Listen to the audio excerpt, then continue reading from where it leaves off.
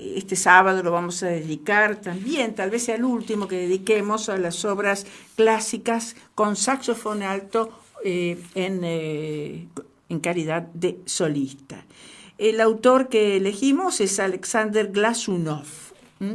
Antes les voy a hacer una recorrida por los autores que venimos escuchando en esta sección que tanto queremos con Carlos Pierre, que hace tanto a nuestra vida desde el año pasado más o menos.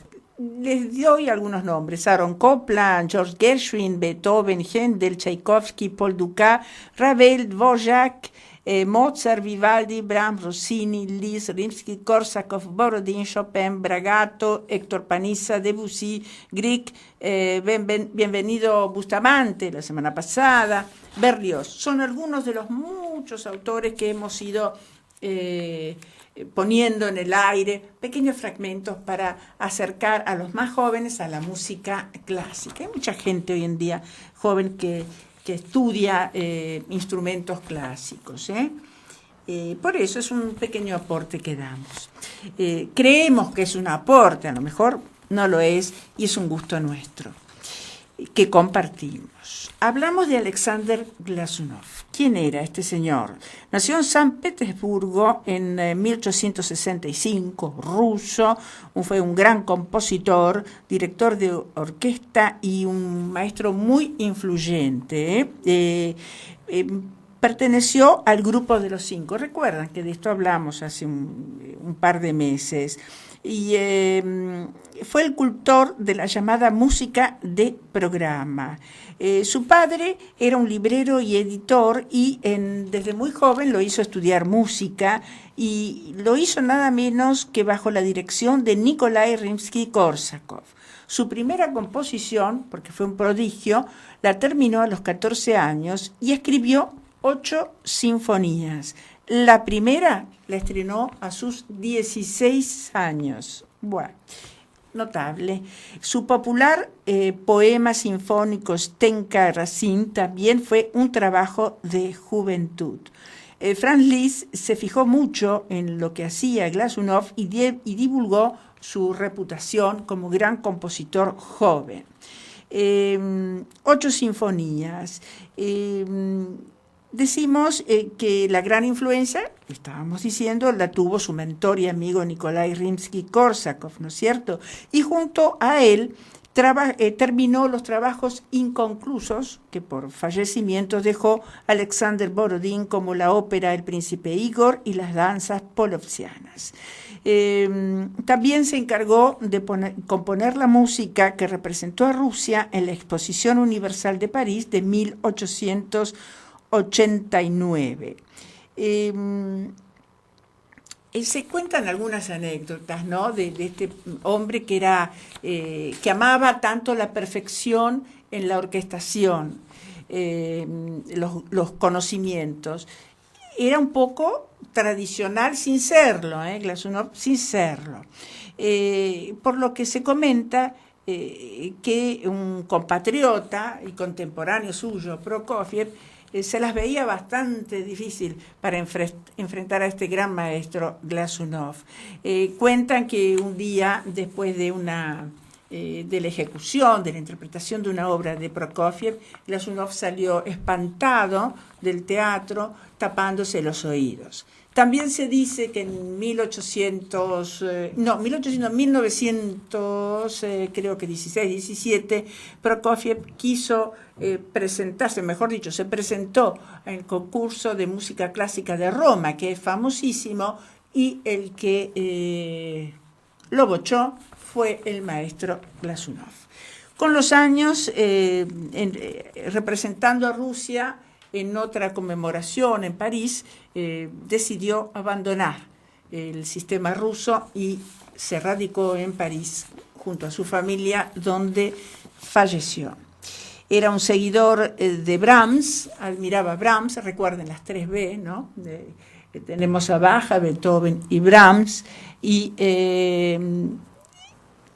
fue un gran maestro, digamos, hasta la década del 20, fue así considerado. Después fue mermando un poco su popularidad. Y no podemos decir que sea de los maestros más famosos. Sí son muy conocidas algunas de sus obras. Vamos a poner en el aire lo que es para nosotros la rutina número 10, el concierto, un fragmento del concierto para saxo alto de Alexander Glazunov.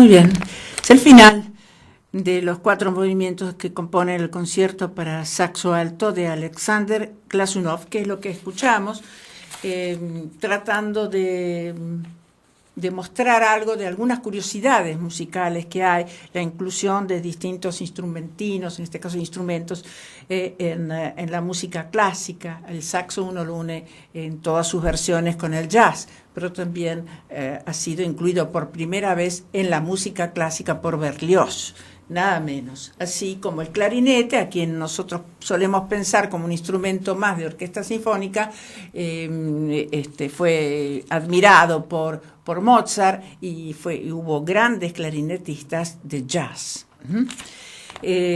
Bueno, vamos a hablar un poquito más antes de empalmar con la tanda y con el horario de la radio a las 5 en punto. Hay grandes momentos en la música clásica de utilización del saxofón. El tema es que son momentos muy breves para los que se requiere siempre. Las orquestas requieren a grandes instrumentistas, grandes ejecutantes, pero son breves, no son conciertos especialmente realizados para el saxofón. Entre ellos, de acuerdo a la bibliografía, está de Debussy, la Rapsodia para saxofón alto, que escribió en 1919, que la escribió a pedido de la saxofonista norteamericana Eliza Hall en 1903. También está de Mussorgsky, una obra que fue orquestada por Ravel, de esto hemos hablado en su momento, cuadros de una exposición y en el tema El viejo castillo, que es el segundo de los cuadros de Victor Hartmann, en que inspiraron a este ciclo, escrito para piano por Mussorgsky en 1874.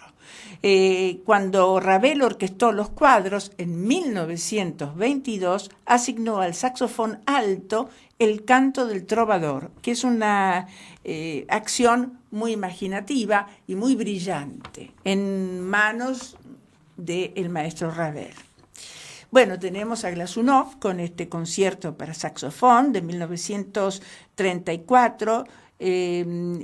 Glazunov lo tuvo que escribir para la saxofonista Sigurd Rascher, quien prácticamente impulsó a Glazunov a escribir con una enorme insistencia este saxo, como le había ocurrido antes a Debussy. Prokofiev, también en Romeo y Julieta, en 1935, utilizó el saxofón. Esto no, sobre todo en la suite El Teniente Quillet, pero en realidad para la película, El Teniente Quillet, de 1934. Y también en un ejemplo más famoso, Julieta, se escucha allí un saxo tenor, en este caso, tocar la melodía principal del baile de los caballeros. También está el maestro Vaughan Williams, que escribió la Sinfonía número 4 en 1947, y antes de iniciar el tercer movimiento de esta sinfonía, que es una de las más fuertes, algunos críticos la califican de agresivas, de Vaughan Williams, surge el sonido de un saxo tenor, con el acompañamiento de fondo de tambor y de cuerdas. Eso, digamos, que son los grandes momentos que algunos críticos consideran que hay del saxo en su versión alta y versión tenor. Hay 4 saxos, ¿no? Que son los grandes momentos que tiene la música clásica.